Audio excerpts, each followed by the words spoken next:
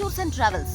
కాశీయాత్ర 19,999 మాత్రమే. Bangkok tour 33,999 మాత్రమే. RV tours and travels. వివరాలకు సంప్రదించండి 9154225642.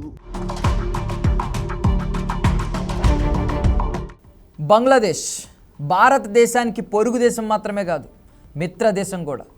దశాబ్దాలుగా అక్కడ పాగా వేసి మనల్ని ఇబ్బంది పెట్టాలని చూస్తున్న పాకిస్తాన్, చైనాను తన దరిదాపుల్లో కూడా రానియకుండా చాలా నమ్మకంగా ఉన్న దేశం.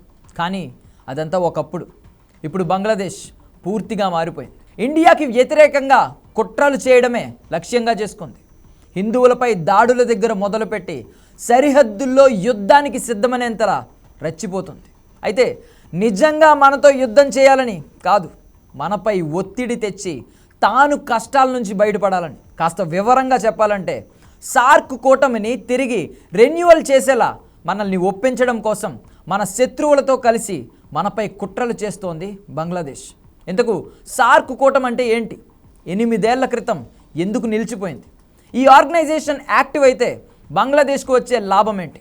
ఇవన్నీ ఇవాల్టి టాప్ స్టోరీలో.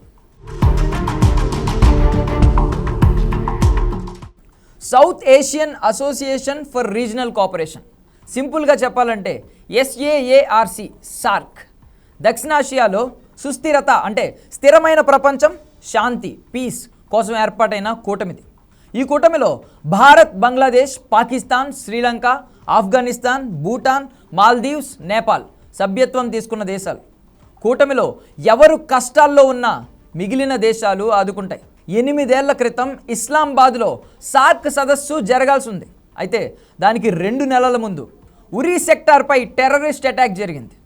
ఆ దాడి తర్వాత అంతర్జాతీయ సమాజంలో పాకిస్తాన్ను ఒంటరిని చేయాలని డిసైడ్ అయిన ఇండియా పాకిస్తాన్లో జరిగే కాన్ఫరెన్స్ మీటింగ్కు అటెండ్ అవ్వడం లేదని ప్రకటించింది. సార్క్ నిబంధనల ప్రకారం ఏదైనా ఒక సభ్య దేశం కాన్ఫరెన్స్ మీటింగ్కి అటెండ్ అవ్వకపోతే ఆ దేశం ఎటువంటి సమ్మిట్స్ను జరపలేదు. ఫలితంగా సార్క్ సభ్య దేశాలైన బంగ్లాదేశ్, భూటాన్, ఆఫ్ఘన్ దేశాలు ఇస్లామాబాద్ కాన్ఫరెన్స్ను బాయ్కాట్ చేశాయి.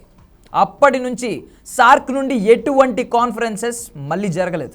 1971లో భారత్ సహాయంతో పాకిస్తాన్ నుంచి విముక్తి పొందిన బంగ్లాదేశ్ ఇప్పుడు అదే పాకిస్తాన్తో చేతులు కలుపుతోంది.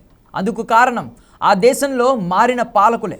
2024 ఆగస్టు 5న షేక్ హసీనా పతనం తర్వాత ఆగస్టు 8న బంగ్లాదేశ్కు టెంపరరీ ప్రైమ్ మినిస్టర్గా మహమ్మద్ యూనస్ బాధ్యతలు చేపట్టారు. ఆయన ఇస్లామాబాద్తో బలమైన స్నేహం కోరుకుంటున్నారు.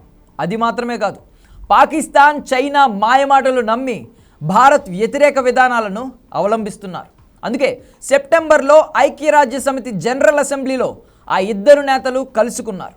అప్పుడే సార్క్ పునరుద్ధరణపై యూనస్, షరీఫ్ బాగా డిస్కస్ చేసుకున్నారు. ఆ తరువాత సౌత్ ఏషియా ప్రాంతంలో ఆర్థిక సహకారాన్ని పెంచడానికి సార్క్ని రెన్యువల్ చేయాలని పాకిస్తాన్ పిలుపునిచ్చింది. సార్క్ రెన్యువల్కు పాకిస్తాన్ మద్దతు ఉంటుందని షరీఫ్ యూనస్కు హామీ ఇచ్చారు. అయితే ఇక్కడ హామీ ఇవ్వాల్సింది షరీఫ్ కాదు, భారత ప్రధాని మోడీ. ఎందుకంటే సార్క్ తిరిగి పట్టాలెక్కాలంటే భారత్ నిర్ణయమే ఫైనల్. కానీ అందుకు భారత్ ఎట్టి పరిస్థితుల్లో ఓకే చెప్పదు. ఎందుకంటే సార్క్ పునరుద్ధరణ జరిగితే పాకిస్తాన్ కష్టాలు కొంతైనా తీరుతాయి. అలా జరిగితే ఆ దేశం మళ్ళీ ఉగ్రవాదాన్ని పెంచి పోషిస్తుంది. అందుకే సార్క్ను యాక్టివ్ చేయడానికి ఎట్టి పరిస్థితుల్లో భారత్ అంగీకరించదు. ఈ విషయం బంగ్లాదేశ్కు కూడా బాగా తెలుసు. అందుకే భారత్ విషయంలో వ్యూహం మార్చింది. సార్క్ రెన్యువల్ కోసం భారత్పై మరోలా ఒత్తిడి పెంచాలని డిసైడ్ అయింది. ఈ నెల 12న SAARC federation of oncologists conference చాలా పవర్ఫుల్గా జరిగింది. ఆ కాన్ఫరెన్స్లో Bangladesh temporary prime minister Muhammad ప్రసంగించారు. ఆ టైంలోనే సార్క్ కూటమిని తిరిగి పునరుద్ధరించాలని దక్షిణాసియా నాయకులకు పిలుపునిచ్చారు ఆయన.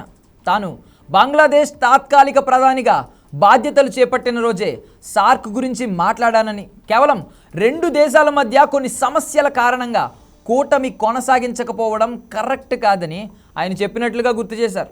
ఈ ఒక్క ప్రకటనతో యూనస్ తన ఉద్దేశం ఏంటో ఇండైరెక్ట్గా బయటపెట్టేశారు. పైగా భారత్, పాకిస్తాన్ మధ్య ఉన్న క్రాస్ బోర్డర్ టెర్రరిజం ఇష్యూ చాలా చిన్నది అని చెప్పడానికి ప్రయత్నం చేశారు. సార్క్ కూటమి యాక్టివ్ అయితే సభ్య దేశంగా ఉన్న బంగ్లాదేశ్, ఇతర దేశాల నుంచి సహాయం పొందే అవకాశం ఉంటుంది.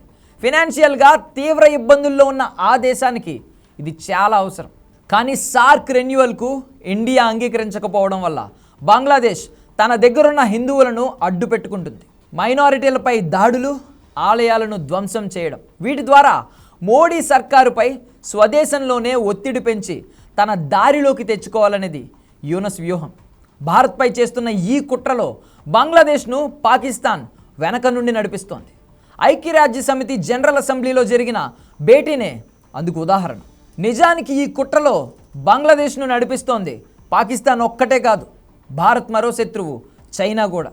సార్క్లో చైనాకు సభ్యత్వం లేదు, కానీ అబ్జర్వ్ చేసే హోదా ఉంది.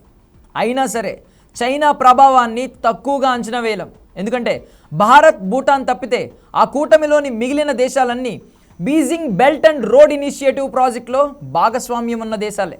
సో దాన్ని వాడుకుంటూ సార్క్లో చొరబడేందుకు చైనా గతంలోనే విశ్వ ప్రయత్నాలు చేసింది. ఇప్పుడు బంగ్లాదేశ్ను మనపై ఉసుగొరుపుతూ మరోసారి అదే చేస్తోంది.